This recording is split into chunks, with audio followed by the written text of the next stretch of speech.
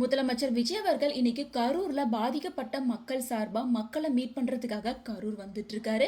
மேலும் அதுல 32 குடும்பத்துக்கு கருணை அடிப்படையில அரசு பணி வழங்குற வேலையா தான் அவர் வந்துட்டு இருக்காரு. மேலும் கரூர் மக்களை மீட் பண்ணி ஸ்பீச் கொடுக்க இருக்காரு.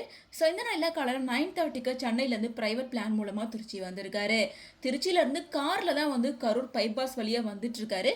வர வழியில மாயனூர் மற்றும் புலியூர் அப்படின்னு பல இடங்கள்ல தாவேகா மற்றும் கூட்டணி கட்சி சார்பில் பிரம்மாண்டமான வரவேற்பு அளிக்கப்பட்டிருக்கு. அது மட்டும் இல்லாம பொதுமக்கள் மற்றும் தொண்டர்களை சந்திக்கிற வகையில 10 கிலோமீட்டர் வரைக்கும் ரோட் ஷோ பண்ற மாதிரி பிளான் பண்ணியிருக்காரு. கரூர் டு சேலம் பைபாஸ்ல தான் இந்த பிளானை பண்ணியிருக்காரு. ரோட் ஷோ முடிச்சுட்டு டைரக்டா அட்லஸ் கலையரங்கத்துக்கு போறாரு. அங்கதான் வந்து மீட்டிங்கை அரேஞ்ச் பண்ணியிருக்காங்க. கரூர் சம்பவம் நடந்து 1 வருஷம் ஆக போகிற நிலையில் முதலமைச்சர் விஜய் அவர்கள் கரூருக்கு பிளாக் அண்ட் பிளாக்ல வந்திருக்கிறது பலருக்கும் அதிர்ச்சி ஏற்படுத்தியிருக்கு அப்படின்னு தான் சொல்லணும். ஏன்னா அவர் முதலமைச்சர் ஆகிறதுக்கு முன்னாடி ஒயிட் ஷர்ட் ப்ரௌன் பேண்ட் போட்டிருந்தாரு.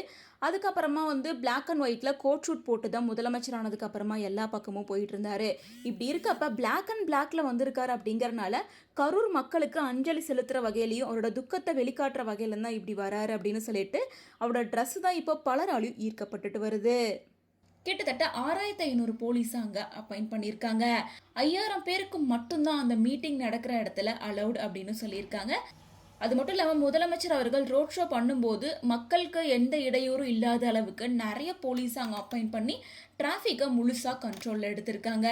தளபதி விஜய் அவர்கள் முதலமைச்சர் ஆனதுக்கு அப்புறமா கரூர்ல பாதிக்கப்பட்ட மக்களை நேர்ல மீட் பண்ணி அவங்களுக்கு தேவையான வசதிகளை பண்ணி கொடுக்கறதாகவும் குடும்பத்துக்கு ஒருத்தருக்கு அரசு பணி நியமிக்கணும் அப்படின்னு சொல்லி அதுக்கான வேலையில இருக்கிறதால இது பத்தி பல எதிர்ப்புகள் வந்தாலும் அதையெல்லாம் தாண்டி மக்களுக்கு நல்லது செய்யணும் அப்படின்ற நோக்கத்துக்காக இதெல்லாம் பண்ணிட்டு இருக்காருன்னு பலருமே வந்து முதலமைச்சர் விஜய்க்கு பாராட்டுகள் தெரிவிச்சிட்டு இருக்காங்க. இன்னொரு பக்கம் எதிர்ப்புகள் வந்தாலும் இது எல்லாமே கலவையான விமர்சனங்களாக தான் பார்க்கப்படுது. அது மட்டும் இல்லாம கரூர் சம்பவத்துக்கு அப்புறமா முதல் முறையா முதலமைச்சரா கரூர்ல பேச போறாரு. அவர் என்ன பேச போறாரு அப்படின்ற ஸ்பீச்சை கேட்கறதுக்கே இங்க பலருமே ஆர்வமா இருக்காங்க.